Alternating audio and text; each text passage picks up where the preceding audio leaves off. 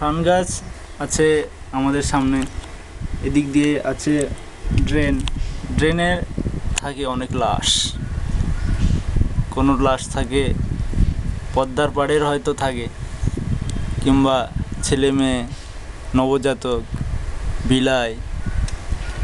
যদিও দেশের সরকার এগুলোও দেখে না, ডাস্টবিনেও দেখে না, কোথায় জানি তাদের একটা খামতি এত আছেই, না দেখবে ফার্ন গাছ, না দেখবে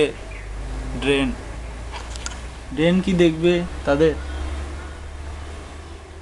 তারা তো আছেই শুধু এসি রুম বা গোল্ডেন স্টার হোটেলে, ন্যাশনাল হোটেলে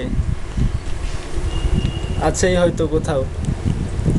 ড্রেনে হয়তো বিড়াল ভাসছে, বিড়ালও কাঁদছে, সে তো জানে না যে আমাদের কোনো অধিকার নেই, কোনো গলায় ঘন্টাও নেই যে আমরা সরকারকে জানিয়ে দেবো যে একটা অবগতি হচ্ছে মানুষের বা উন্নতি হচ্ছে না এই দেশের।